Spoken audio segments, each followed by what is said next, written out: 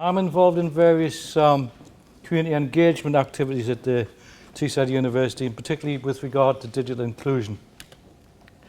I can't show you embedded video, but I think this works.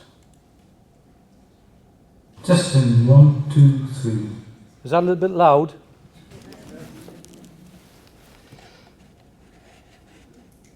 Hopefully this turns it down for everything, because it's going to get a bit violent. The story I'm going to tell you connects two dates: 1818, when the story first emerged, and 2012, when we produced a community play based on the story, known locally as the Bonnie Moor Hen.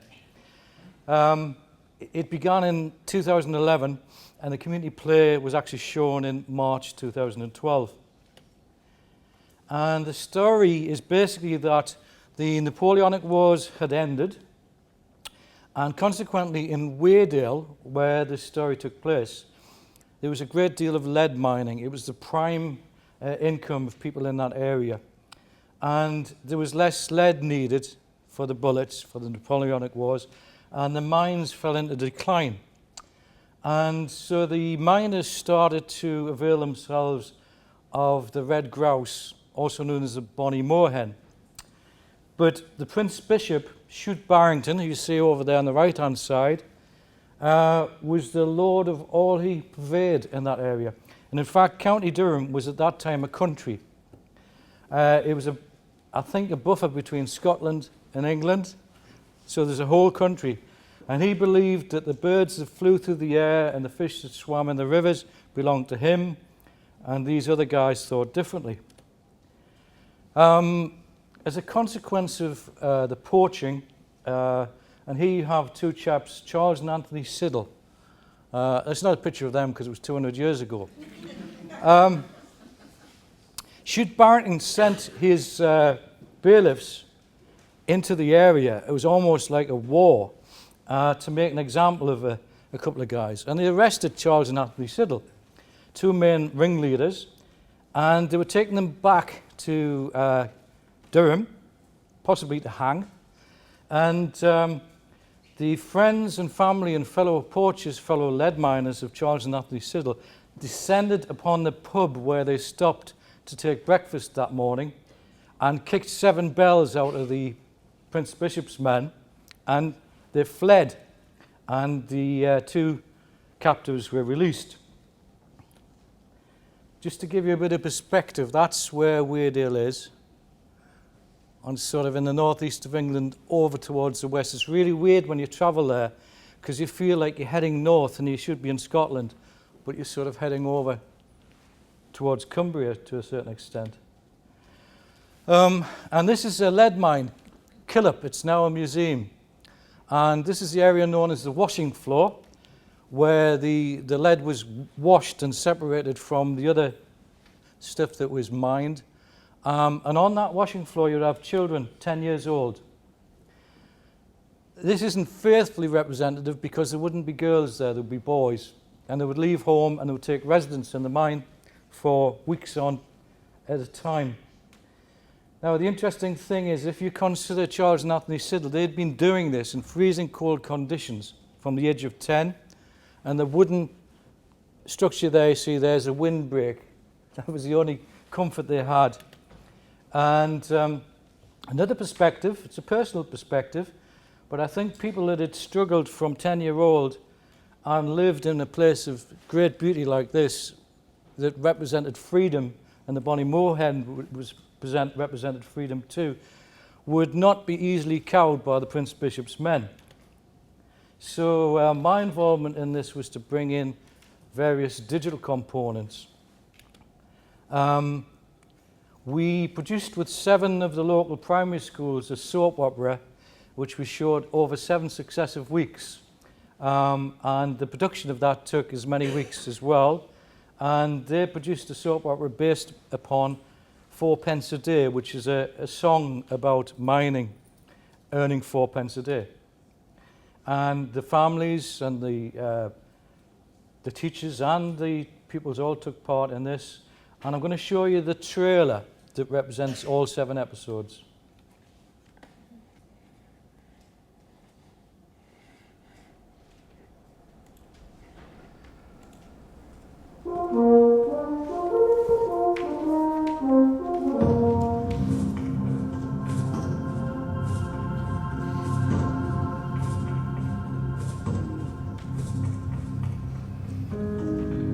Tune in to 1818 and see 4p a day, an everyday story of Dale.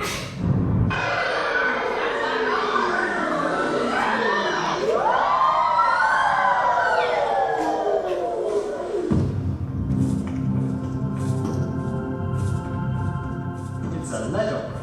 That's like a soap opera, but before there was 10.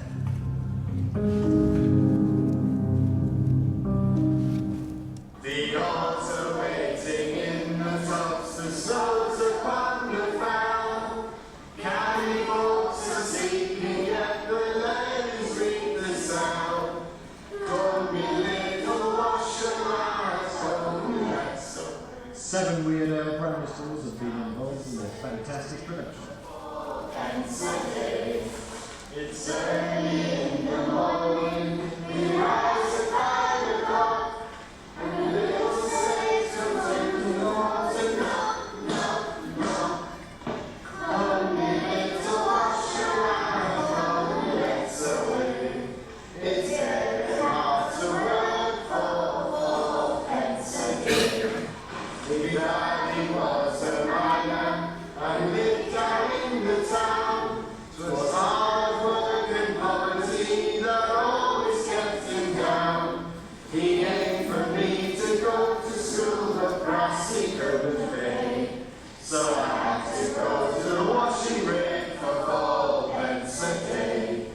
My mother rises out to bed with tears upon her cheeks, but her wallet's on my shoulders, which costs to serve a week. It often fills her great big heart when she unto me to say, I never thought you would have worked for 4p a day. 4p a day, lads, and very hard to work, and never a present look from a grumpy looking Turk. His conscience it may fail, and his heart it may give way. Then he'll raise our wages to 9p a day. I'm going to press on for fear of running out of time. But all of those episodes can be seen on the website. And all of the episodes we actually made up on the fly as we visited each school. And it's interesting the various social stories that came out of this, because these children know the story of the Bonnie Moorhen quite well. They know about their own heritage. At another school we did something called hot spotting. I believe that's what it's called, because I'm not a thespian, although I did become one, where each of the characters would, in character, be interviewed by the pupils at the school. And they produced a blog in black and white, because it would be black and white in 1818 if you had a blog. So we had this newspaper online as if it was what would have been if it had been in 1818. And so they told the story over the weeks of the preparation of the community play. Another component was we built a digital map, and there's a group of people we met Sundays and developed a digital map of various lead mining places in the area, and we added to that week upon week. And we also visited the local record office, and we learned of various things. And the letter that was transmitted from Chute Barrington to his bailiffs, etc., more or less declaring war on Weardale. It's very interesting.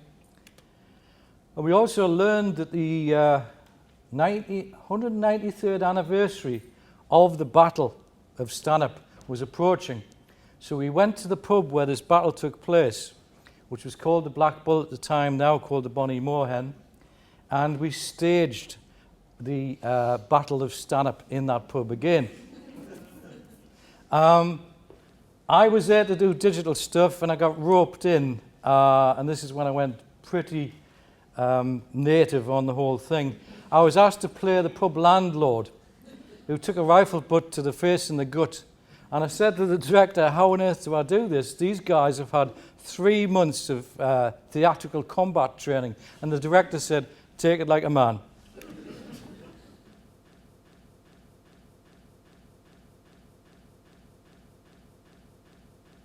The lad's just getting some breakfast. But there's now for you. All you can look forward to is a long ride back to Durham. Durham jail, we're going to swing at dawn, publicly hanged. What if Mum finds out?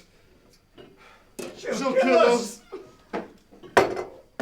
You know what, Charles? What? Be fine. The lads will come. Where we gonna take them home? We do just one black pudding. Why have you come? To kill or be killed, why have you come? To conquer or die! Get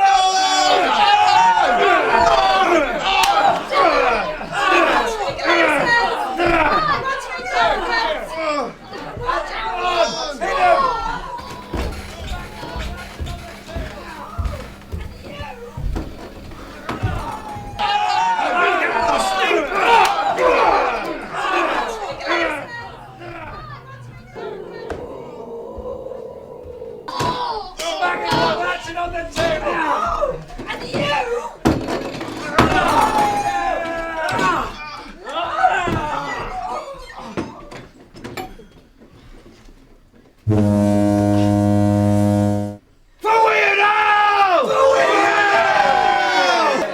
Bring us a bushel of oatmeal to make black puddings of with the constable's blood.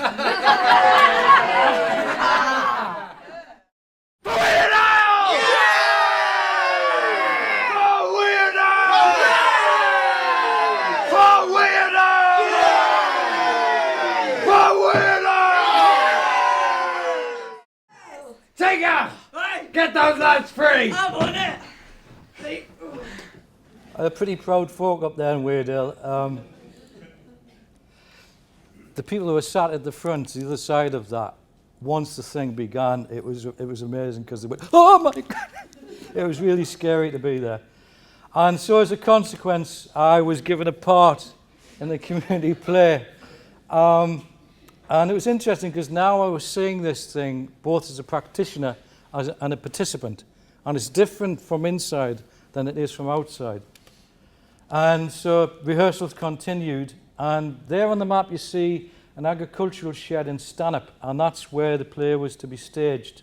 And that was going to be converted, there you have it, into a theatre. And there's Joseph there beginning to convert this into a theatre. And we worried all the time, it was getting quite close. Would it be ready in time? But there we have the final dress rehearsal, and it's still not ready. And it's like the next day. Luckily, it was finished in time. And incredibly, we had 3 sold-out shows, standing room only. In fact, there were so many people there, the thing was almost closed down.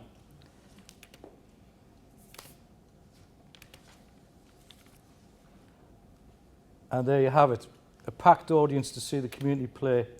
And I think this is quite a short video, it should fit into 1 minute. This will just give you a taste of, I now have some moving footage, but this is just some stills.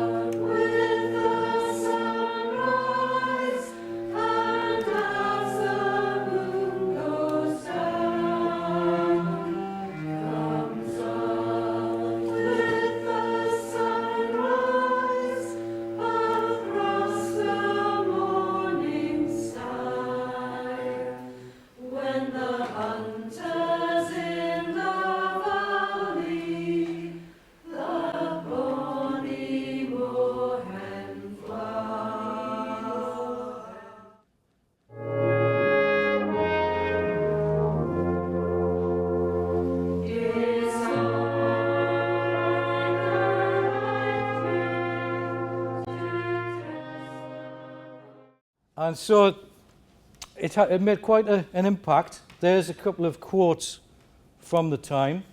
The people involved in that have gone on to form a social enterprise which still puts on plays of local interest. They've approached me to do a spot of Shakespeare, but I'm holding out on that. And finally, there's a YouTube up there which has a slightly more in-depth version of this presentation. The full story's there for you. And as part of my work on the HRC project, the second link there takes you to a blog that I kept a record of the thing throughout the community plays development, which was over 6 months. And that concludes the story. Thank you very much.